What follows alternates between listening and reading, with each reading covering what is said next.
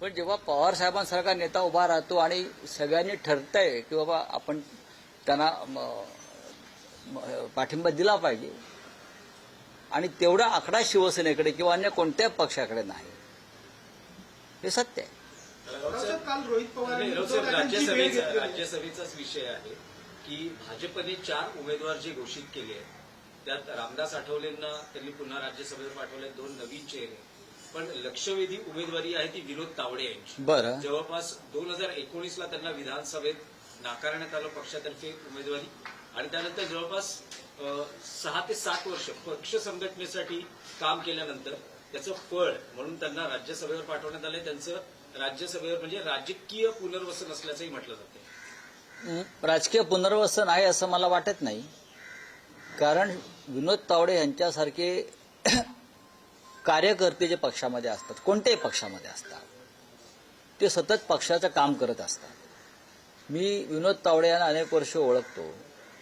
अखिल भारतीय विद्यार्थी परिषदेपासून जे त्यांचं कार्य सुरू झालेलं आहे, ते मग महाराष्ट्र असेल, दिल्ली असेल, बिहारसारख्या राज्यात त्यांनी काम केलं, केरळला काम केलं. अशा वेळेला जर पक्षानं त्यांच्या कार्याची दखल घेतली आणि उमेदवारी दिली तर तो एका कार्यकर्त्याचा सन्मान असतो. महाराष्ट्रातून त्यांना काही लोकांनी राजकारणातून बाहेर काढण्याचा प्रयत्न केला. महाराष्ट्रातून एका विशिष्ट गटानं विनोद तावडे यांच्यासारख्या नेत्याला किंवा कार्यकर्त्याला राजकारणातून बाहेर काढण्याचा प्रयत्न केला. तेव्हाचं चित्र होतं. पण विनोद तावडे हे नाउमेद न होता त्यांनी आपलं संघटनेतलं कार्य, संघटना बांधण्याचं कार्य त्यांच्या पक्षाचं कायम ठेवलं. ते दिल्लीमध्ये सुरुवातीला पक्ष सचिव म्हणून गेले, मग ते सरचिटणीस झाले, मग त्यांच्यावर अनेक राज्यांची जबाबदारी दिल्यावर त्यांनी जी मर्जी संपादन केली नेतृत्वाची त्याच्यामुळे त्यांना हे यश मिळालेलं. आणि त्याचं कार्यकर्त्याला जेव्हा अशा प्रकारचं त्याचा गौरव केला जातो तेव्हा कोणत्याही पक्षातल्या कार्यकर्त्याचं कौतुक केलं पाहिजे.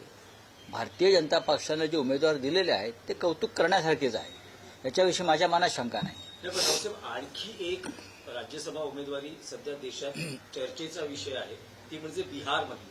असं म्हटलं जातं आहे नितीश कुमार किंवा त्यांचे सुपुत्र हे राज्यसभेवर जाऊ शकतात आणि अशा वेळेस बिहारचं नेतृत्व भाजपकडे येऊ शकतं. भारतीय जनता पक्षाचा काय घडतं? भारतीय जनता पक्षाच्या विधानसभेच्या जागा या जनता दल युनायटेडपेक्षा जास्त आहे